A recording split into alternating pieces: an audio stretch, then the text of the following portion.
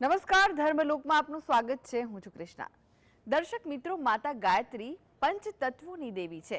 હિન્દુ ધર્મમાં માતા ગાયત્રીને પંચમુખી માનવામાં આવે છે, જેનો અર્થ એ છે કે સંપૂર્ણ બ્રહ્માંડ જળ, વાયુ, પૃથ્વી, તેજ અને આકાશના 5 તત્વોથી બન્યું છે। સંસારમાં જેટલા પણ પ્રાણ છે તેમનું શરીર પણ આ જ 5 તત્વોથી બનેલું છે। પૃથ્વી ઉપર પ્રત્યેક જીવની અંદર ગાયત્રી પ્રાણશક્તિ તરીકે છે। તેવી માં ગાયત્રીના ધામોના દર્શન કરીશું ધર્મલોકમાં।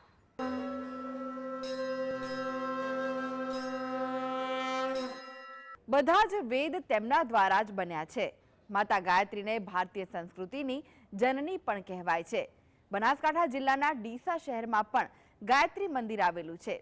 આ ગાયત્રી શક્તિપીઠ અત્યારે સમગ્ર બનાસકાંઠા જિલ્લામાં ભક્તિ અને શક્તિ અને આસ્થાનું કેન્દ્ર છે। અહીં રોજ ભક્તો આવીને માતા ગાયત્રીના ચરણોમાં શીશ ઝુકાવે છે।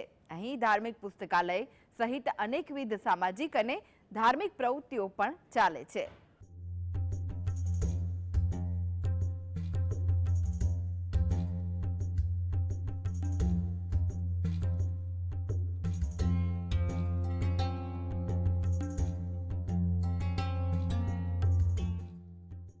શાસ્ત્રો અનુસાર ગાયત્રી માતાથી જ તમામ વેદોની ઉત્પત્તિ થઈ હોવાનું માનવામાં આવે છે, તેથી તેમને વેદ માતા પણ કહે છે। શાસ્ત્રો અનુસાર બ્રહ્માના તપથી માતા ગાયત્રી અને માતા સરસ્વતી પ્રગટ્યા હતા અને વળી બંનેને બ્રહ્માની પત્નીઓ માનવામાં આવી છે। માતા ગાયત્રીમાંથી વેદો ઉત્પન્ન થયા હોવાને કારણે તેમને ભારતીય સંસ્કૃતિની જનની પણ કહેવામાં આવે છે। ત્યારે આજે ધર્મલોકમાં કરીશું માતા ગાયત્રીની ઉપાસના। બનાસકાંઠાના ડીસા શહેરમાં ગાયત્રી માતાનું એક મંદિર આવેલું છે, જેની સ્થાપના 1981માં ગાયત્રી શક્તિપીઠના સ્થાનક શ્રી રામ શર્માજીના હસ્તે કરવામાં આવી હતી। અહીં રોજ હજારોની સંખ્યામાં ભાવિક ભક્તો માતાના દર્શને આવે છે અને ધન્યતા અનુભવે છે। આ ગાયત્રી શક્તિપીઠ સમગ્ર બનાસકાંઠા જિલ્લામાં ભક્તિ, શક્તિ અને આસ્થાનું પ્રતીક છે। વધુમાં અહીં ધાર્મિક પુસ્તકાલય સહિત અનેકવિધ સામાજિક અને ધાર્મિક પ્રવૃત્તિઓ પણ કરવામાં આવે છે। અમે ગાયત્રી મંદિરમાં લગભગ 15 વર્ષથી જોડાયેલા છીએ। ગાયત્રી મંદિરમાં અમને આવવાથી ખૂબ શાંતિ મળે છે, મનને બી શાંતિ મળે છે અને અમે એકબીજી બહેનો, અમારો પરિવાર બહુ હળીમળીને ગાયત્રી મંદિરનું કામ કરીએ છીએ। પ્રાર્થના, યજ્ઞ, બધા સંસ્કારો મંદિરમાં થાય છે। વધારે નહીં પણ 35-36 વર્ષથી મંદિરમાં ગાયત્રી સાથે જોડાયેલા છે પરિવારમાં। અને મંદિરે આવવાથી ઉર્જા શક્તિ મળે છે। અહીંનું વાતાવરણ એટલું શુદ્ધ છે કે ગમે એવી મુશ્કેલી હોય એનામાંથી આપણે પાર ઉતરી શકીએ છીએ। અમારી બહેનો, અમારા પરિવારના ભાઈઓ બહુ જ ગાયત્રીનું કામ કરે છે અને બહુ શ્રદ્ધાથી, બહુ નિષ્ઠાથી, ગુરુ નિષ્ઠાથી મળી અને સર્વે ભાઈચારાની ભાવનાથી એક પરિવારની સાથે જોડાયેલા છીએ। વહેલી સવારે 5 વાગ્યે આ મંદિર ખુલે છે અને ત્યારબાદ પૂજા, અર્ચના અને આરતી કરવામાં આવે છે અને તે બાદ અહીં યજ્ઞશાળામાં દરરોજ યજ્ઞ પણ થાય છે, જેમાં અનેક લોકો યજ્ઞમાં ભાગ લઈ આહુતિ આપી અને ધન્યતા અનુભવે છે। વધુમાં આપણી ભારતીય સંસ્કૃતિ અને સનાતન ધર્મ મુજબ 16 જેટલા સંસ્કાર પણ અહીં આપવામાં આવે છે અને તે પણ વિના મૂલ્યે। અથર્વ વેદમાં ઉલ્લેખવામાં આવ્યું છે કે માતા ગાયત્રીથી આયુ, પ્રાણ, પ્રજા, પશુ, કીર્તિ, ધન તથા બ્રહ્મવર્ચસ મળે છે। વિધિ અને નિયમો દ્વારા કરવામાં આવતી ગાયત્રી ઉપાસના રક્ષા કવચ બનાવે છે અને જેના દ્વારા પરેશાનીઓના સમયે તેમની રક્ષા થાય છે। દેવી ગાયત્રીની ઉપાસના કરનાર લોકોની મનોકામનાઓ પૂર્ણ થાય છે તેવું ભક્તોનું કહેવું છે। 16 સંસ્કાર જે આપણા હિન્દુ શાસ્ત્રમાં કયા છે એ સંસ્કાર બી કરવામાં આવે છે। અન્નપ્રાશન સંસ્કાર કરવામાં આવે છે, વિદ્યારંભ સંસ્કાર કરવામાં આવે છે, પુંસ્વન સંસ્કાર કરવામાં આવે છે। જેને જે મુંડન સંસ્કાર છે, જે કંઈક સંસ્કાર બાળકને કરાવવા હોય એ બાળક સંસ્કારિત બને એના માટે દરરોજ માટે નિઃશુલ્ક પ્રવૃત્તિ ચલાવવામાં આવે છે। એમાં કોઈ પૈસા લેવામાં આવતા નથી। યજ્ઞ કર્યો, બહુ મજા આવી, અમે બેઠા અને બહુ સારું, એના આવવાથી મનને એકદમ શાંતિ મળે છે અને મન પ્રફુલ્લિત રહે છે। આર્થિક રીતે પણ આમ શાંતિ રહે છે। માતા ગાયત્રીને વેદોની જનની કહેવામાં આવે છે, પણ સાથે જ પંચતત્વોની દેવી પણ કહેવાય છે. હિન્દુ ધર્મમાં માતા ગાયત્રીનું અસ્તિત્વ પંચમુખી માનવામાં આવે છે, જેનો અર્થ એ થાય છે કે સંપૂર્ણ બ્રહ્માંડ જળ, વાયુ, પૃથ્વી, તેજ અને આકાશના 5 તત્વોથી બન્યું છે. સંસારમાં જેટલા પણ પ્રાણ છે તેમનું શરીર પણ આ 5 તત્વોથી બનેલું છે. પૃથ્વી ઉપર પ્રત્યેક જીવની અંદર માતા ગાયત્રી પ્રાણ શક્તિ તરીકે છે. આ જ કારણ છે કે ગાયત્રીને બધી શક્તિઓનો આધાર માનવામાં આવે છે. એટલે ભક્તોનું માનવું છે કે ગાયત્રી માતાની ઉપાસના ચોક્કસ કરવી જોઈએ. હું લગભગ 2009થી ગાયત્રી મંદિરમાં જોડાયેલી છું અને આ ગાયત્રી મંદિરમાં ગુરુદેવના સાક્ષાત હાથથી થયેલી સ્થાપના છે અને એમાં અદ્ભુત શક્તિ વિખરાયેલી છે.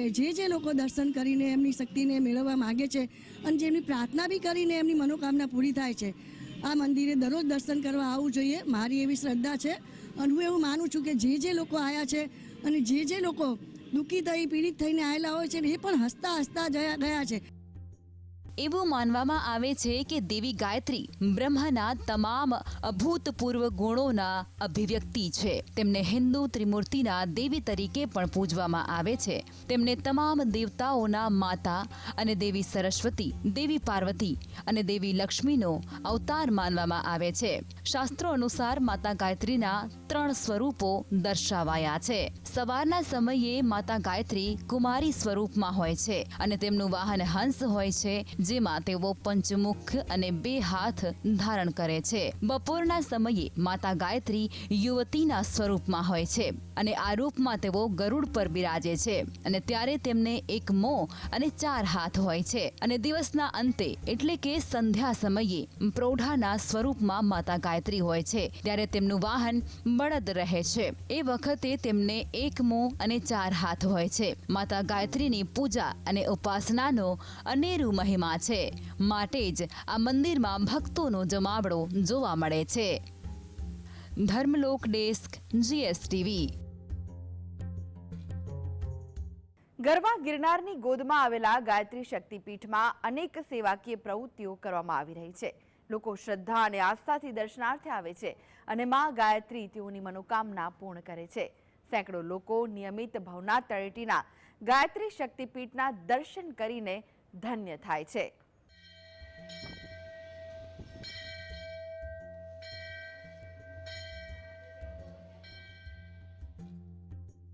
ઓમ ભૂર્ભુવસ્વઃ તત્સવિતુર્વરેણ્યં ભર્ગો દેવસ્ય ધીમહિ ધિયો યો ન પ્રચોદયાત.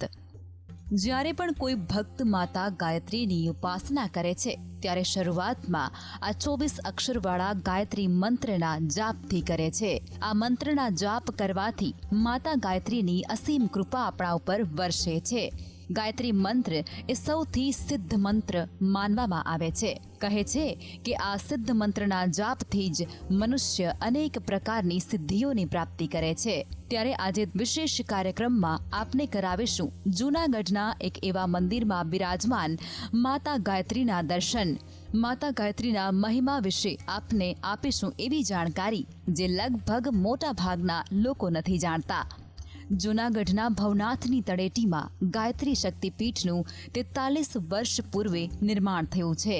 માન્યતા પ્રમાણે દેશમાં વિવિધ સ્થાનો પર 24 જેટલા ગાયત્રી શક્તિપીઠ બનાવવાનું નક્કી કરવામાં આવ્યું હતું અને તે અંતર્ગત જૂનાગઢમાં ભવનાથની તળેટીમાં પણ 1979માં ગાયત્રી શક્તિપીઠ સ્થાપવાનું નક્કી થયું. તો 1980માં આ શક્તિપીઠનું ભૂમિપૂજન કરવામાં આવ્યું અને બસ થોડા જ સમયમાં મંદિરનું નિર્માણ પૂર્ણ થયું. ગરવા ગિરનારની ગોદમાં આવેલું મા ભગવતીનું શક્તિપીઠ એટલે ગાયત્રી શક્તિપીઠ. આ મંદિરની અંદર હું પૂજારી તરીકે માની સેવા કરું છું. નિત્ય સવારમાં 6:15 વાગે પ્રાતકાલીન આરતી થાય છે. સાયંકાલની આરતી 7:15 વાગે થાય છે. તેમજ દરેક પ્રકારના ધાર્મિક તહેવારો જેમ કે જન્માષ્ટમી, રામનવમી અને ખાસ કરી અને અન્નકૂટનો પણ ભોગ માતાજીને ધરાવવામાં આવે છે. કોઈ પણ વ્યક્તિ પૂર્ણ શ્રદ્ધા અને ભક્તિભાવથી મા જગદંબાના દર્શન કરી અને એની આસ્થા પ્રમાણે જે કાંઈ પણ માતાજી પાસે કામના કરે છે એવું મેં સાંભળેલું છે કે માતાજી બધાની મનોરથ સિદ્ધ કરે છે.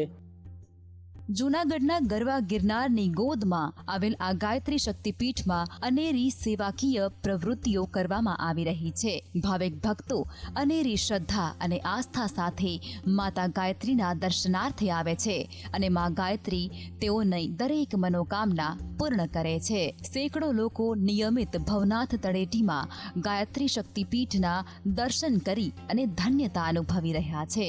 ભવનાથમાં આવેલ આ ગાયત્રી માતા શક્તિપીઠમાં નિત્ય માતાજીની સેવા અને પૂજા અર્ચના કરવામાં આવે છે, જેમાં નિત્ય સવારે 6 અને 15 કલાકે પ્રાતઃકાળમાં માતાની આરતી કરવામાં આવે છે અને ત્યારબાદ સવારે 7 કલાકે માતાજીની સાયંકાલની આરતી થાય છે. દરરોજ વિવિધ સ્વરૂપે માતાજીના શણગાર પણ કરવામાં આવે છે, જે શૃંગારને જોઈ અને ભક્તો અભિભૂત થાય છે. અને એટલું જ નહીં, ભારતીય સંસ્કૃતિ અનુસાર આ શક્તિપીઠ ખાતે અનેક ધાર્મિક તહેવારોની ધામધૂમપૂર્વક ઉજવણી પણ કરવામાં આવે છે અને સાથે જ માતાજીને ધરવામાં આવતો અન્નકૂટના પ્રસાદનો પણ અનેરું મહિમા રહેલું છે. જુનાગઢનો રહેવાસી છું. છેલ્લા 40 વર્ષ થયા જ્યારથી ગાયત્રી મંદિરની સ્થાપના થઈ ત્યારથી હું આ ગાયત્રી પરિવાર સાથે જોડાયેલો છું.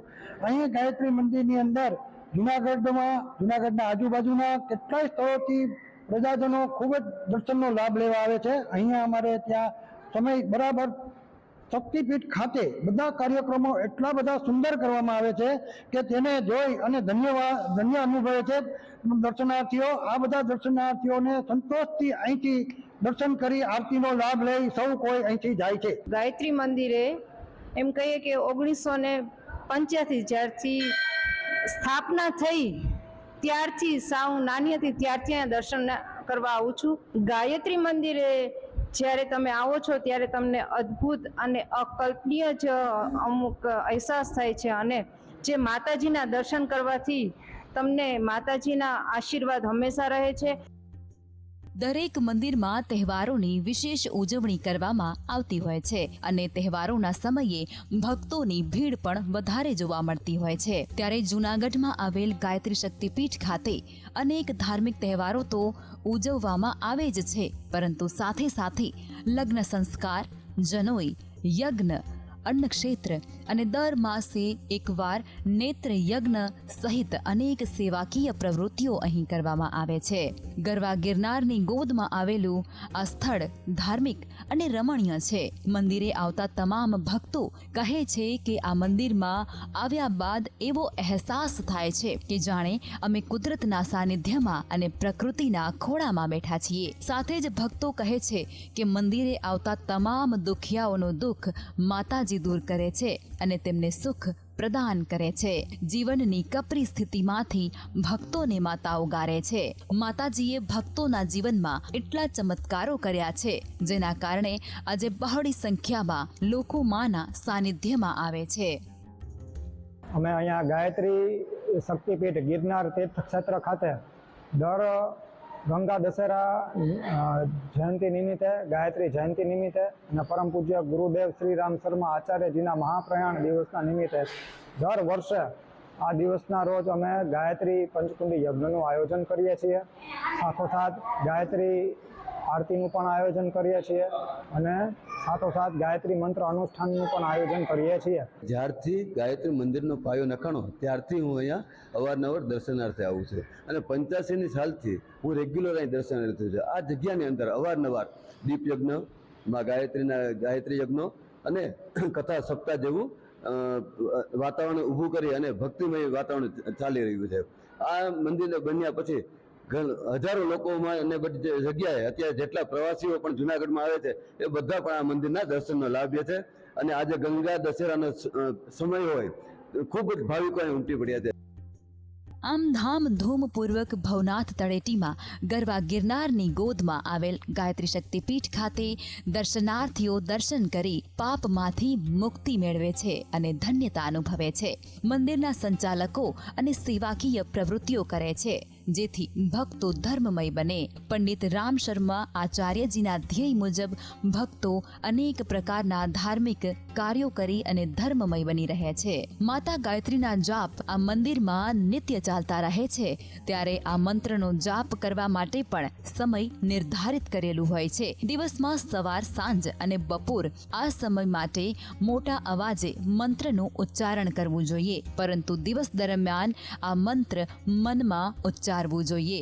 ગાયત્રી મંત્રના જાપ કરવાથી જીવનની મોટી સમસ્યાઓ દૂર થઈ શકે છે. ગાયત્રી માતાની ઉપાસના આત્માને આનંદ અને મનને શાંતિ અર્પે છે. સાથે અડગ આત્મબળ, તંદુરસ્ત આરોગ્ય, સમસ્યાનો ઉકેલ, બુદ્ધિનો વિકાસ, અજ્ઞાન અને અંધકારનો નાશ કરે છે.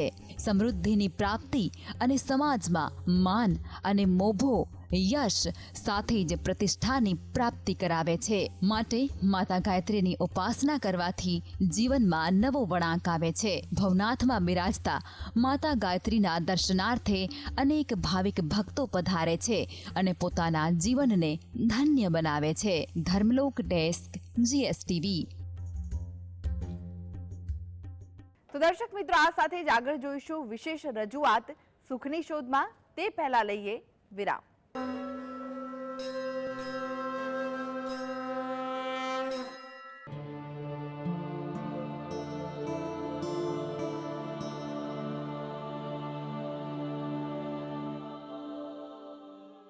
જે છેલ્લા થોડા વખતથી આપણે આ ભાવની યાત્રા કરી રહ્યા છે, ભાવ સમજવાની યાત્રા કરી રહ્યા છે, એમાં અભાવ ન લાવતા. આ ખૂબ કામની વાત છે, ખૂબ મોટા નફાની વાત છે, ખૂબ અગત્યની વાત છે. જે સાચો બુદ્ધિશાળી અને સાચો વિવેકી છે તે તેનામાં રહેલી અગત્યતાને બરાબર ઓળખી જાય છે. મિત્રો, માત્ર 5 કરોડના સોદામાં લાભ છે એવું નથી. હવે એમાં તો લાભ છે કે જોડે જોડે નુકસાન પણ છે. તો એ પરિસ્થિતિ જે જાણતા હશે તે જ જાણે. લાભ છે તમારું જીવન સુધારવામાં, તેને શુદ્ધ બનાવવામાં.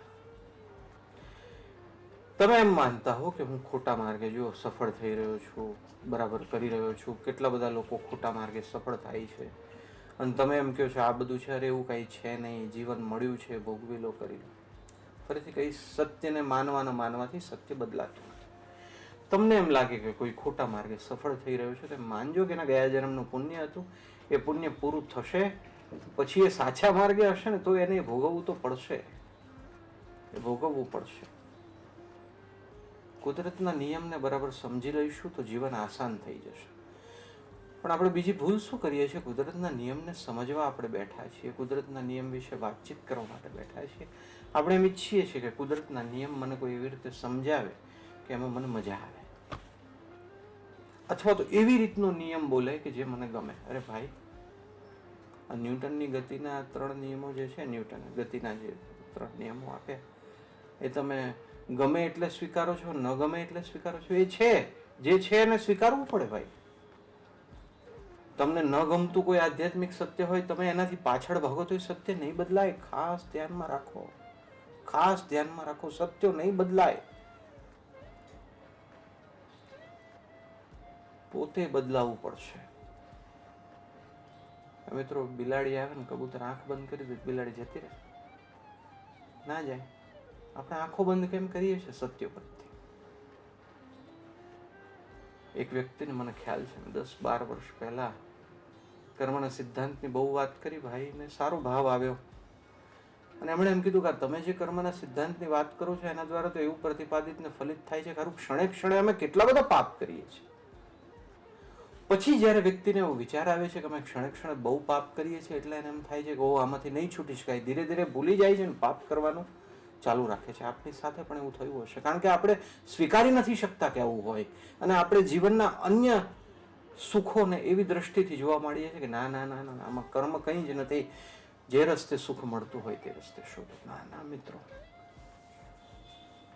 જો મનમાં એવો ભાવ હોય કે હું બહુ જાણું છું, તો આ ભાવ પોતાની જાતને નષ્ટ કરનારો ભાવ છે. સેંકડો પ્રવચનો આ સુખની શોધની યાત્રામાં થયા છે, પણ જો ક્યારે મને એવો ભાવ આવે કે હું ઘણું જાણું છું, તો એ મારા પણ પતનનું કારણ બને. ભલભલા મહાવિદ્વાનોના પતનનું કારણ બને, જેમ વ્યક્તિ વિચારે કે મને બધી ખબર છે. નિરંતર ડૂબેલા રહો, નિરંતર શોધરત રહો, જ્યાં સુધી પરમ તત્વમાં એકાકાર ન થઈ જાઓ, પોતાની ભૂલો જોતા રહો. જ્યાં સુધી પરમ તત્વ તમને મળી ન જાય ત્યાં સુધી હું ભૂલ ભરેલો છું તે કહેતા રહો. અધમાધમ અધિકો પતિત સકલ જગતમાં હું એ નિશ્ચય આવ્યા વિના સાધન કરશે શું?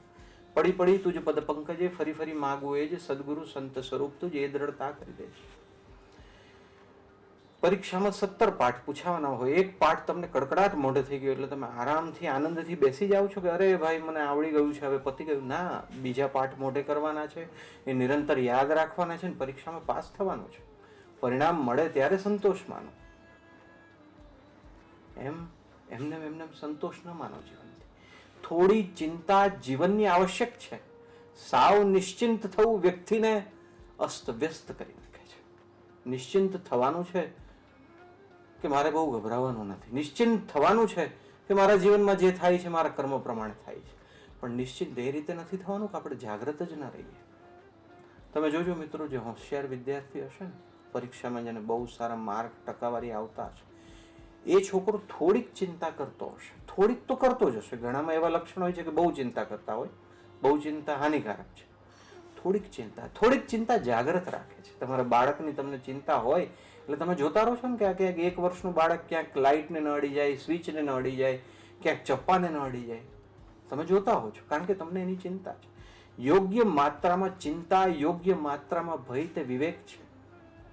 રાખીએ પોતાના જીવન માટેની ચિંતા રાખીએ કે અરે મેં આવા ભાવ કર્યા તો મારી શું ગતિ થશે. હું ઉત્તમ ભાવથી મારી ગતિને પરમાત્મા તરફ ફેરવી દઉં.